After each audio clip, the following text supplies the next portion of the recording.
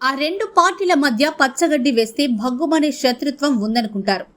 ఆ ఇంటి మీద కాకి ఈ ఇంటి మీద వాలడానికి వీల్లేదు అన్నట్లుగా ఉంటాయి రెండు పార్టీల నాయకుల స్టేట్మెంట్లు. అలాంటి రెండు పార్టీలకు సంబంధించిన వ్యక్తులు ఇద్దరి ఫోటోలు ఒకే ఫ్లెక్సీలో ఎందుకు కనిపించాయి? ఇద్దరు కలిసి లంచ్ మీటింగ్కు ఎందుకు అటెండ్ అయ్యారు? బ్యాక్గ్రౌండ్ స్టోరీ ఏంటి? ఎవరు వాళ్ళిద్దరు? ప్రీతిరెడ్డి అలా చెప్తే పెద్దగా ఎవరికీ తెలియకపోవచ్చు, కానీ మాజీ మంత్రి మల్లారెడ్డి కోడలు అంటే టక్కున గుర్తుపట్టేస్తారు. ఇప్పుడు ఆమె గురించి ఎందుకు చెప్పుకోవాల్సి వస్తోందంటే, మేడం అడుగులు కూడా పొలిటికల్ ప్లాట్ఫామ్ వైపు పడుతున్నాయట. బోనాల వేడుక సాక్షిగా ఈ విషయం బయటపడడం ఆసక్తికరంగా మారింది. అంతకు మించిన ఇంట్రెస్టింగ్ పాయింట్ ఏంటంటే, ప్రస్తుతం ప్రీతి తన మామ ఉన్న బీఆర్ఎస్లోకి కాకుండా మరో పార్టీ వైపు వస్తున్నారట. కేంద్ర మంత్రి బండి సంజయ్ ఆమె భేటీ కావడం రాజకీయ వర్గాల హాట్ టాపిక్ అయింది.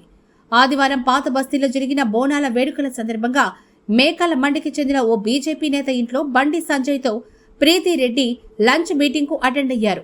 ఈ పరిస్థితిలో ఇప్పుడు ఆయన కోడలు బీజేపీ వైపు అడుగులు వేస్తున్నారా అన్న అనుమానాలు చుట్టూ ఆసక్తికరమైన చర్చ జరుగుతోంది.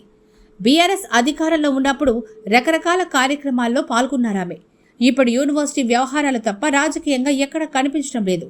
ఎప్పుడు తొలిసారి ఒక పొలిటికల్ మీటింగ్కు అటెండ్ అవ్వడం గురించి రకరకాల విశ్లేషణలు పెరుగుతున్నాయి.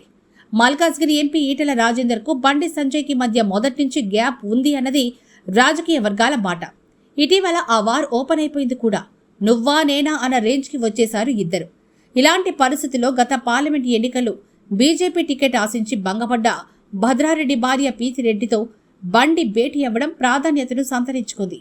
మల్కాజ్గిరి నియోజకవర్గాల్లో మల్లారెడ్డి కుటుంబానికి ఉన్న రాజకీయ పలుకుబడిని ఉపయోగించుకొని ఈటెల రాజేందర్కు చెక్ పెట్టేందుకే బండి సంజయ్ సరికొత్త ప్లాన్ సిద్ధం చేస్తున్నారా అన్న డౌట్స్ వస్తున్నాయట రాజకీయ వర్గాల్లో.